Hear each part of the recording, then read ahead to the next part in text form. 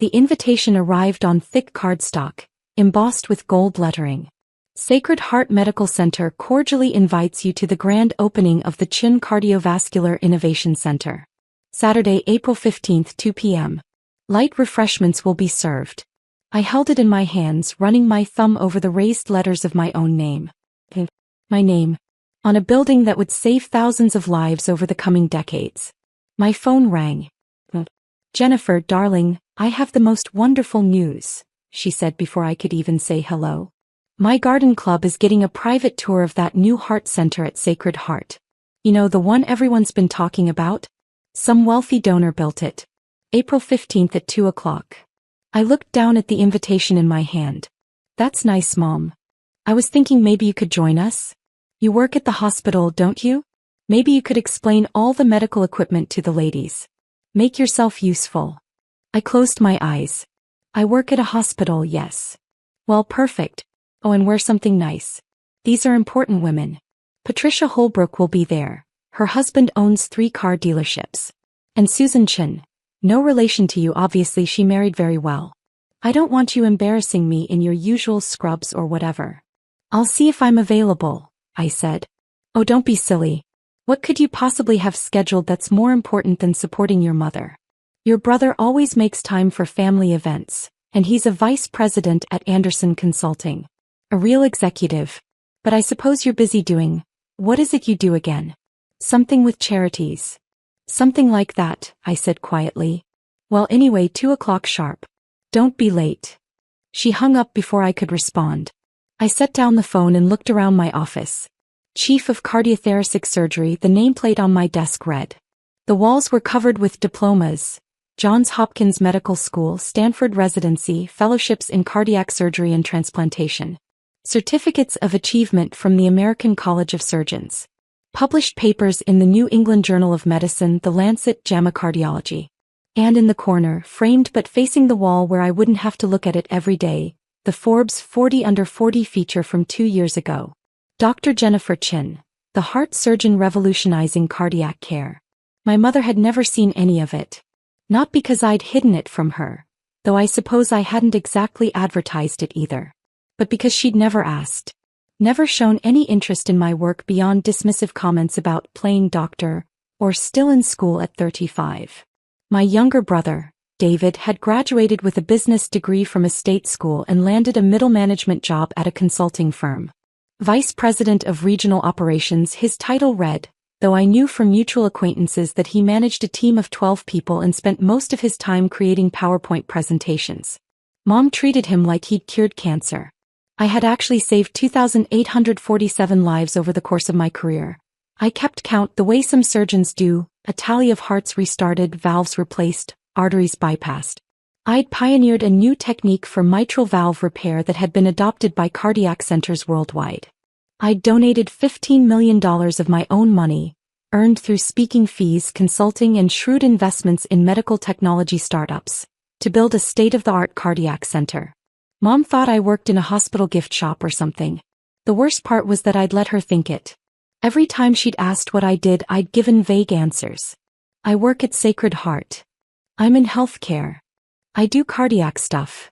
She'd fill in the blanks herself, always assuming the least impressive option, and I'd never corrected her. Maybe I wanted to see if she'd be proud of me anyway. If she'd love me without the validation of success.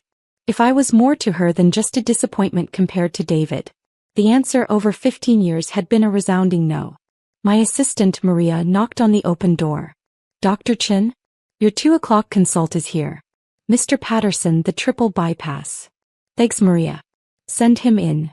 I stood, smoothing my white coat. "Oh, and Maria? My mother's garden club is touring the new center on Saturday. Can you make sure I'm visible?"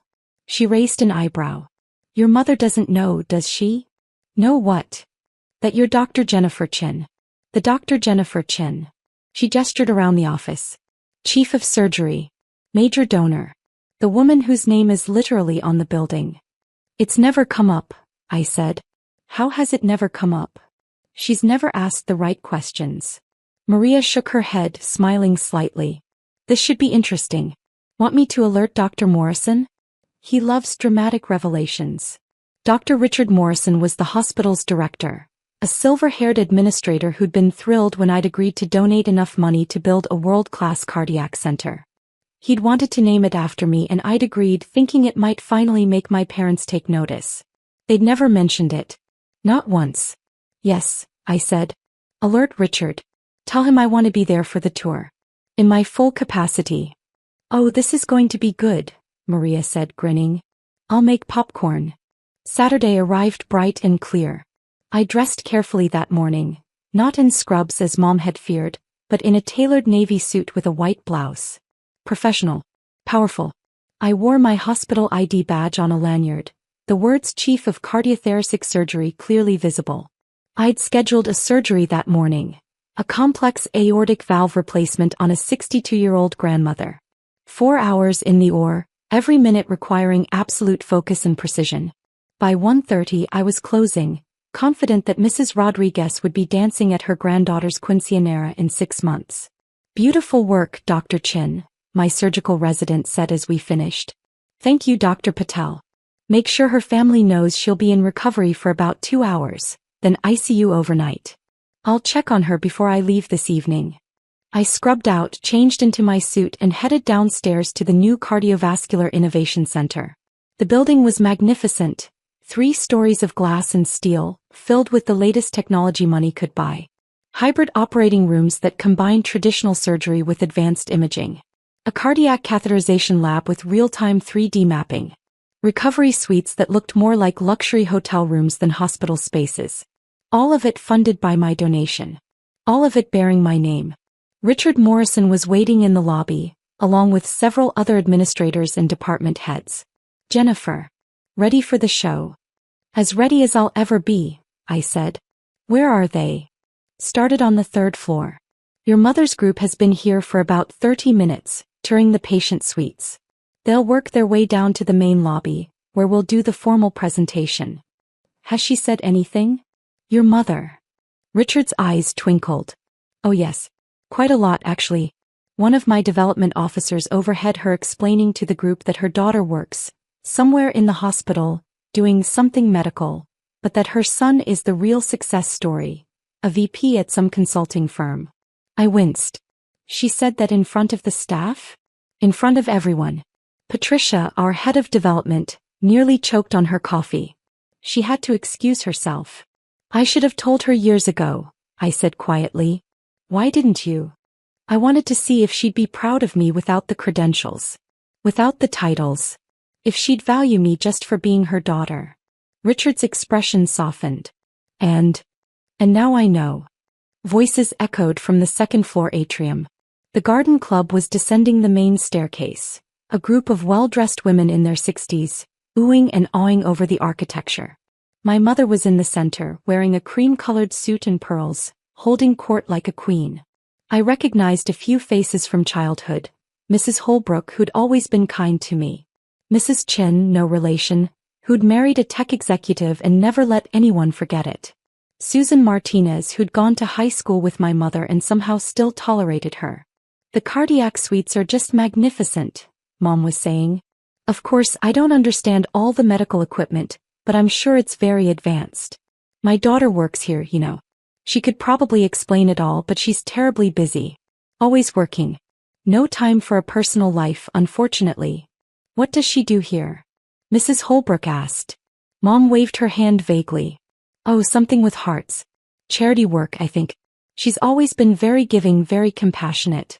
Not ambitious like her brother, but sweet. David, that's my son, he's a vice president at Anderson Consulting. Very important position. He's actually considering several executive opportunities at Fortune 500 companies. I felt Richard tense beside me. Shall I? He whispered. Not yet, I said. Let her finish. The group reached the main floor and turned down the central corridor. The walls were lined with donor recognition plaques. Smaller contributions of $10,000, $25,000, $50,000. The women stopped to read names, commenting on mutual acquaintances. Then they reached the end of the corridor. The wall opened up into a grand atrium, sunlight streaming through floor-to-ceiling windows. And there, carved into the marble wall in letters 2 feet high, Chin Cardiovascular Innovation Center.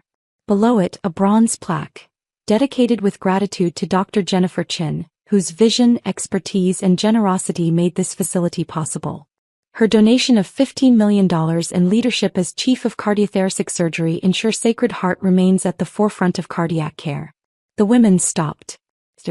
Read the plaque again. Mrs. Chin, no relation, spoke first. Diane, is this your daughter? My mother laughed. Actually laughed. Jennifer? Oh, of course not. She doesn't have that kind of money. This must be another Dr. Chin. Common name.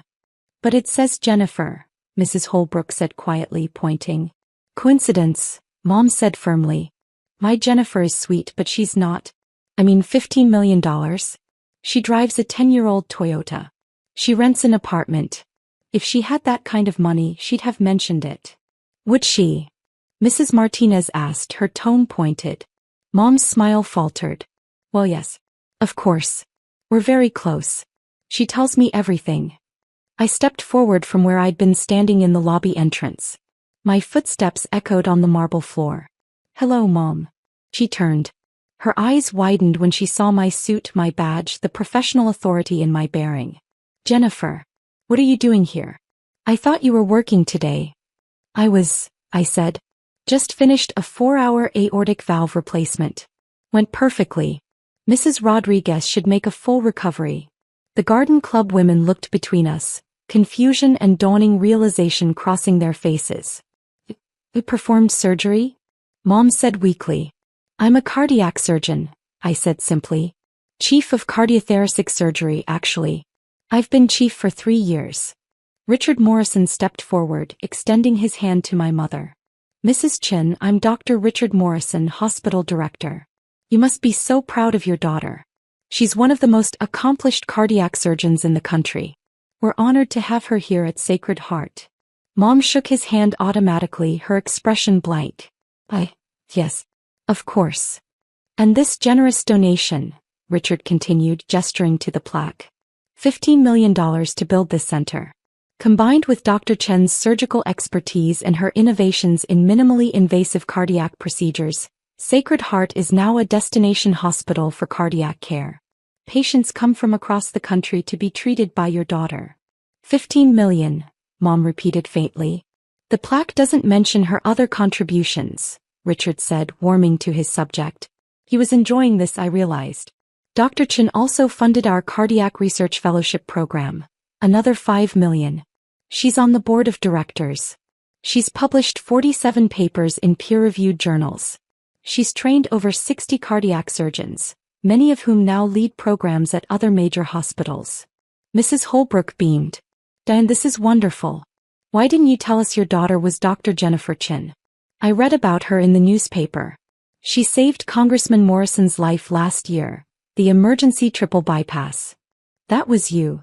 Mrs. Chin asked me, her tone completely different now. Respectful. Impressed. Yes, I said simply. And the new pediatric cardiac program? Mrs. Martinez added. The one that's been in the news?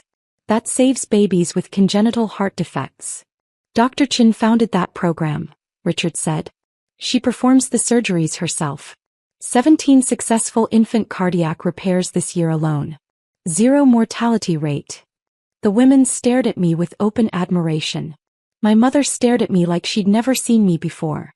I don't understand, Mom said, her voice barely above a whisper. Why didn't you tell me? I did tell you, I said gently. You asked what I did and I said I worked at Sacred Heart. You asked what kind of work and I said cardiac surgery. He just assumed it was something small. Something unimportant. But, $15 million. Where did you get that kind of money? I'm a highly specialized surgeon, I said. I consult for medical device companies. I've developed surgical techniques that are licensed internationally. I give lectures at medical conferences worldwide. I've made good investments. I live modestly because I don't need much, and I'd rather invest in healthcare than luxury cars. Your apartment, Mom said. You said you were renting. I own a condo in Pacific Heights, I said. It's rented out. The apartment I live in is closer to the hospital so I can respond to emergencies quickly. Cardiac surgery doesn't keep business hours. Mrs. Holbrook touched my mother's arm. Diane, you must be incredibly proud. My mother's face crumpled. Not with pride. With shame. I should have known, she whispered. I should have asked. I should have. Oh God, Jennifer. What have I done? The other women exchanged uncomfortable glances. This had gone from a pleasant tour to a family drama very quickly. Richard, bless him, smoothly intervened. Ladies, if you'll follow me, I'd like to show you our hybrid operating room. It's one of only 12 in the country with this particular imaging technology. Dr. Chen, would you do the honors? I led them through the center, explaining the technology in terms they could understand. Showing them the operating rooms where I'd performed over 2,800 successful surgeries. The ICU where my patients recovered under the watchful care of nurses I'd personally trained. The research labs where we were developing new treatments for heart disease. My mother didn't say a word. She just followed, her face pale, her usual confidence completely shattered. When the tour ended, the other women thanked me profusely, asked for business cards, which I didn't have. Maria would get some calls on Monday though, and promised to spread the word about Sacred Heart's incredible cardiac program. Only my mother remained in the lobby as the others headed to their cars. Jennifer, she said. Can we talk? I have to check on Mrs. Rodriguez, I said. By post-op patient. Please. Just 5 minutes. I nodded and led her to a quiet consultation room. We sat across from each other the same way I'd sat with hundreds of families, delivering news both good and bad. I'm sorry, Mom said immediately. I'm so sorry. I didn't know. I should have known, but I didn't know. You didn't want to know, I said quietly. Every time I tried to tell you about my work, you changed the subject. You'd ask one question and then start talking about David's latest promotion or achievement. You made assumptions about my life and never bothered to verify them. I was wrong, she said, tears streaming down her face now. I was so wrong. I thought because you weren't like David, because you weren't loud and confident and always talking about your success, that you must not be successful. I thought quiet meant failing. Quiet meant focused, I said. I didn't talk about my work because I was too busy doing it. Saving lives. Building a career. Making a difference. And David, she asked weakly. I could have been cruel. I could have told her that David's vice presidency was a middle management position, that his team was small, that his salary was less than my malpractice insurance premium. But I didn't. David is successful too, I said. In his own way. He's good at his job. But you built him into something he's not because you needed one of your children to be impressive. You needed someone to brag about to your friends. That's not fair, she protested weakly. Isn't it? How many times have you introduced David as a VP? How many times have you mentioned his accomplishments to your garden club? And how did you introduce me today? Something with charities. Not ambitious like her brother. Sweet but busy. She flinched with each quote. I heard you, Mom. In the corridor. Telling your friends that I couldn't possibly be the Dr. Chin who donated $15 million. That I didn't have that kind of money. That it must be a coincidence. I didn't mean.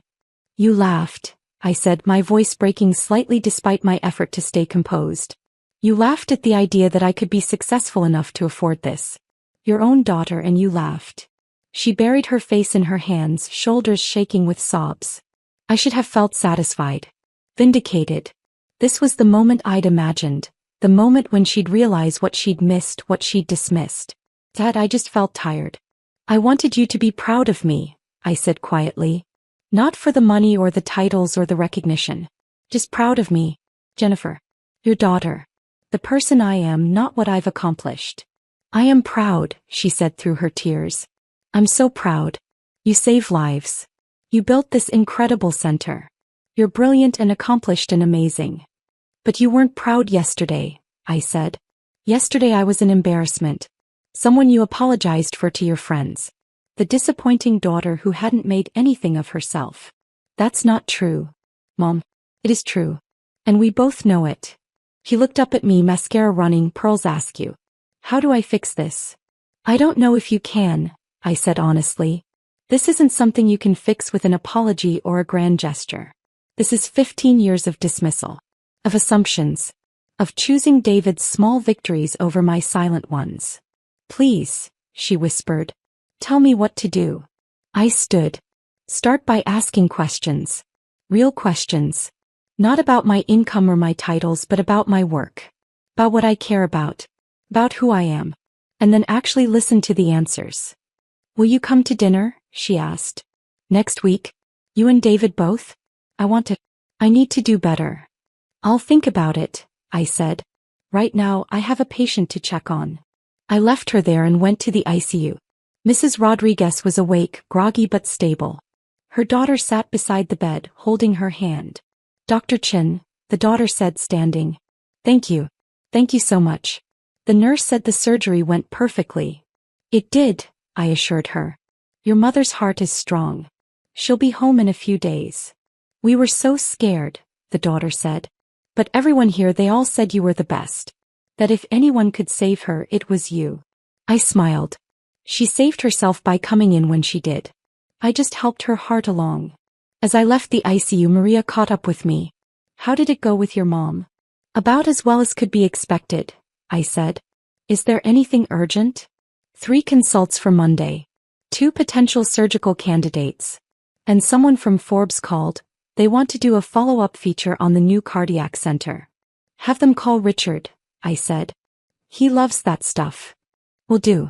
And Dr. Chin? For what it's worth, your mom's garden club friends have been calling all afternoon. Apparently the word is spreading. You're going to be the talk of the Pacific Heights social circuit. Great, I said dryly. Just what I always wanted. But Maria smiled. Maybe now your mom will stop introducing you as something with charities. Maybe, I said. That evening I sat in my small apartment near the hospital looking out at the city lights. My phone buzzed with texts. David, Mom called me crying. What happened? Me, she found out what I actually do for a living. David, which is? I sent him a link to the Sacred Heart website, specifically the page about the Chin Cardiovascular Innovation Center. 3 dots appeared. Disappeared. Appeared again. David, holy shit. You're that Dr. Chin? The one everyone's been talking about? Me, yes.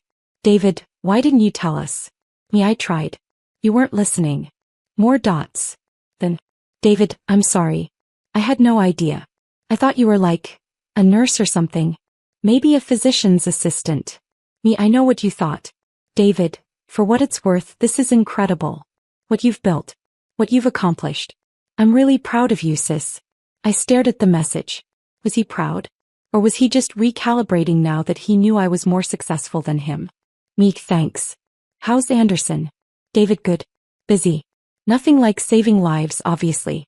That's amazing what you do. Me, you do good work too. David, yeah, but I'm not you. The next text came 5 minutes later. David, Mom wants to have dinner. Both of us. Next Saturday. Will you come? Me, I'll think about it. I didn't commit. I wasn't ready. Part of me wanted to punish them, to let them sit with the discomfort of realizing they'd dismissed me for 15 years. Part of me wanted to be the bigger person to forgive and move forward. Mostly I was just exhausted. On Monday the hospital was buzzing. Apparently my mother's garden club had spread the word, and suddenly everyone in San Francisco society knew that Dr. Jennifer Chin, the cardiac surgeon they'd read about in the news, was Diane Chen's daughter. The daughter Diane had never mentioned. The daughter she'd dismissed as working somewhere in healthcare. My phone rang throughout the day. Old family friends calling to congratulate me. Distant relatives who suddenly remembered I existed. People Mom knew from church, from her book club, from tennis. I let most of them go to voicemail. Wednesday evening Mom showed up at the hospital. Maria buzzed me from the lobby. Dr. Chin? Your mother is here. She doesn't have an appointment, but she says it's important. I closed my eyes. Send her up to my office. She arrived 5 minutes later carrying a small box. She looked older somehow, more fragile than she'd seemed on Saturday. Thank you for seeing me, she said quietly. I have 15 minutes before my next consult, I said. What can I do for you, Mom? She set the box on my desk. I've been going through old photos. Old memories. I found these and thought you should have them. I opened the box. Inside were pictures of me from childhood and adolescence. Me in my high school graduation gown holding my valedictorian medal. Me on my first day of college. Me in my white coat at medical school orientation. And beneath the photos a folder. I opened it and found every report card I'd ever received. Every achievement award. Every certificate of excellence. I kept all of it, Mom said. Every report card that said, exceptional student. Every teacher who said you were gifted. Every award you won. I kept it all. But you never mentioned it, I said quietly. No, she admitted. I didn't. And I've been trying to understand why. Why I dismissed you. Why I built David up and pushed you down. Why I made you feel like you had to hide who you were. And she sat down heavily. I think I was scared of you. From the time you were small, you were so focused. So driven. You knew exactly what you wanted and you went after it with this quiet intensity that terrified me. David was easy, he wanted approval so I gave it to him. He wanted attention so I lavished it on him. He needed me. And I didn't? I asked. You didn't seem to. You were always so independent. So self-sufficient. I thought you didn't need me so I focused on David instead. And over the years it became this pattern. This narrative. David was my success story. You were, I don't even know. The mysterious one. The quiet one. The disappointing one, I said. She flinched. Yes. And I'm so sorry. Because you're not disappointing. You're extraordinary. You're everything a mother could hope for and I was too blind to see it. Why now? I asked. Why are you telling me this now? Because I realized something on Saturday, she said. When I was standing in that lobby reading your name on that wall. I realized that I don't know you. My own daughter, and I don't know what makes you happy or what you dream about or what you're afraid of. I know the surface. You're a surgeon, you save lives, you're brilliant. But I don't know you. No, I agreed quietly. You don't. I'd like to, she said. If you'll let me. I know I don't deserve it.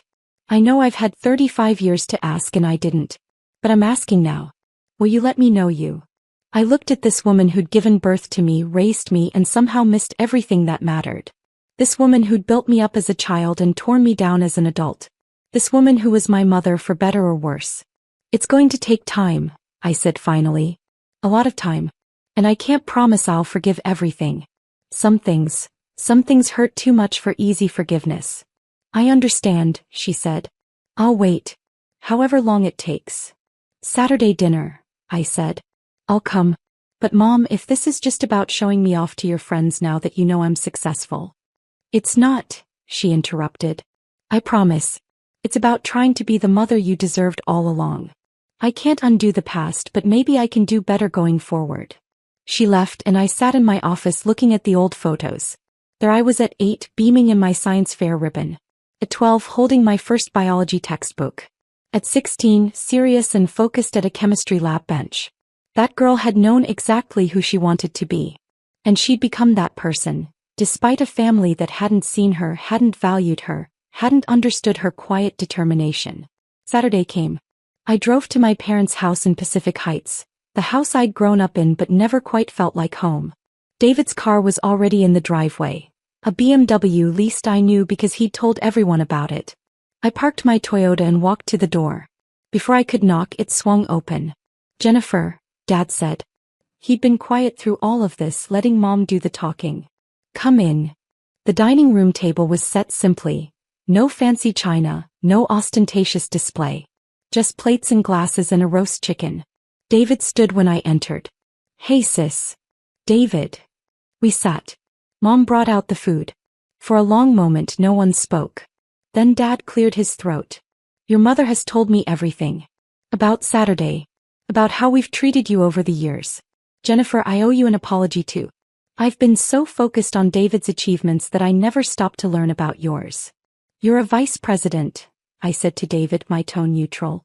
At Anderson Consulting. That's an accomplishment. You should be proud. I manage a team of 12 people, David said quietly. I make presentations and manage budgets and coordinate projects. It's good work. Important work. But it's not saving lives. It's not changing medicine. It's not what you do. Different work, I said. Not lesser work. But you've been letting us think we're more impressive than we are, Mom said softly. You've been protecting David's feelings. And mine. And your father's. By staying quiet about your own success. I wanted you to value me without it, I said simply. I wanted to be enough just as Jennifer. Not as Dr. Chin or chief of surgery or the woman who donated $15 million. Just me. You've always been enough, Dad said, his voice rough with emotion. We were just too stupid to see it. So tell us, Mom said. Tell us about your work. Not the impressive parts, though we want to hear those too. But tell us about what you love. What makes you passionate? What gets you up in the morning? I looked around the table. At my parents, humble for perhaps the first time in their lives. At David, genuinely interested rather than competitive. I love the moment when a heart starts beating again, I said slowly. After surgery, after we've repaired the damage, there's this moment when we restart the heart. And it beats. Strong and steady. And you know that person is going to wake up, going to live, going to go home to their family. That's what gets me up in the morning. Tell us about Mrs. Rodriguez, Mom said. The patient from Saturday. So I did. I told them about the grandmother with severe aortic stenosis, about the delicate surgery, about the relief on her daughter's face. I told them about the pediatric cardiac program, about tiny babies born with holes in their hearts who I got to send home healthy. I told them about my research into minimally invasive procedures that would make recovery easier for patients. I talked for an hour. They listened. Really listened, asking questions that showed they were engaged, interested, trying to understand. When I finally wound down, Mom said, I Googled you. After Saturday. I found your publications. Your presentations. The awards. There's so much I didn't know. You could have asked any time, I said. I know. And I should have. Jennifer, I spent 15 years building a narrative in my head about who you were. And that narrative was wrong. Completely wrong. And I'm sorry. I'm sorry too, David said. For being smug about my job. For acting superior. For not seeing how amazing you are. You're not going to suddenly become a different family, I said. This doesn't fix everything overnight. We know, Dad said. But we'd like to try. To do better. To actually know you. I looked at them, really looked at them. Flawed people who'd made terrible assumptions. Who'd hurt me through neglect and dismissal. But also people who were, at least in this moment, genuinely trying. Hey, I said. We can try. The dinner ended around 9. As I was leaving, David walked me to my car. I called Anderson on Monday, he said. Told them I needed to scale back my hours. I've been working 60-hour weeks trying to prove something, but I don't even know what. Trying to impress Mom and Dad, I guess. You don't need to prove anything, I said. Neither did you, he pointed out. But we both spent years trying anyway. Fair point. I'm proud of you, he said. Really proud. And I'm sorry it took me this long to say it. I'm proud of you too, I said. You're good at what you do. You make people's businesses run better. That matters. Not as much as saving lives. Different impact, I said. Not lesser impact. He hugged me then, quick and awkward. Thanks for giving us another chance. I drove home thinking about second chances. About families and flaws and the complicated calculus of forgiveness. About whether people could really change or if they just learned to perform change convincingly. Time would tell. On Monday, Maria handed me a stack of messages. Your mother called 3 times. Just to chat, she said. And someone from the San Francisco Chronicle wants to interview you about the cardiac center. And Mrs. Rodriguez's daughter sent flowers. I looked at the messages, at the evidence of a life well lived despite a family that hadn't seen it. Call the Chronicle back, I said. Schedule the interview. And call my mother. Tell her I'll call her tonight after rounds. Really? Maria asked, surprised. Really, I said. We're trying something new. Actually talking to each other. How progressive, Maria said dryly. I laughed and went to see my patients. Mrs. Rodriguez was being discharged, healthy and strong. A new admission needed an emergency bypass. A post-op patient was recovering beautifully. Lives saved. Hearts healed. Work that mattered. And now, finally, a family who might actually understand that. It wasn't forgiveness. Not yet. But it was a start. And sometimes a start is enough.